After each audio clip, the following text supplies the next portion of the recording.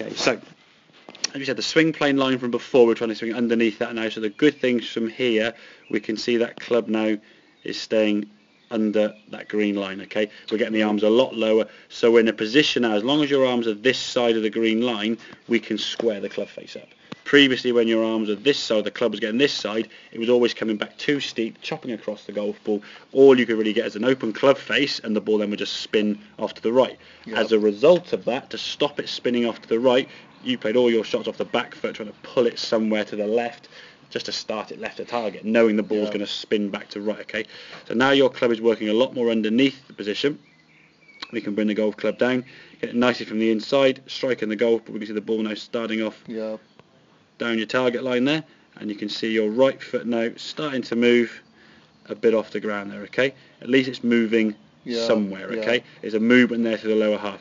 Now this one from face on, okay, we're talking about from the top of the backswing, get that sort of bumping sensation. Okay, you want to get yourself moving your hips through that green line. Now as you start bringing it back down, we do, but from here now they do sort of start popping back, and the hip almost goes back behind that green line as you come through a little bit. And this is the one where your right foot does stay a little bit flatter.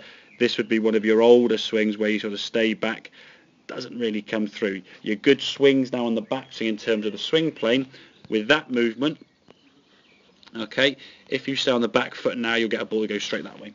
Okay, because the club face is square. So therefore the club face being square, all the weight on the back foot, we pull it to the left. Whereas previously, where the club face was aiming right of target, and you swung down on the back foot, the ball would start on the green line, with the club face being open, we just spin off to the right.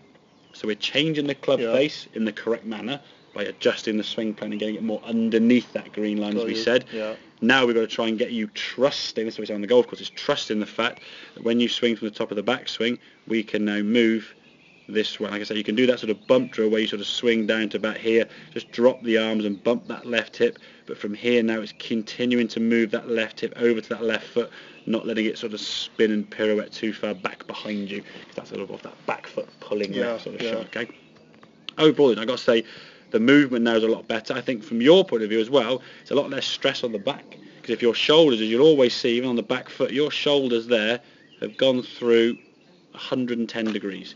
Your hips are going through 80 degrees, your lower half's gone through 0.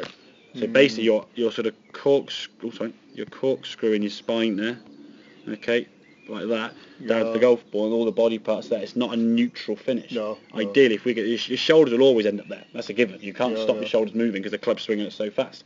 What we want to try and do is get your shoulders here, your hips here, and that foot up on its toe fully. So everything is a nice neutral, relaxed position, not having one thing dragging back. There's a bit of pressure there on your knee there because of that right foot hanging back. The lower back's taking a bit of the brunt of that as well, because it's not a neutral spine. So physically wise, you're putting your body under a lot more stress than it needs to be put under.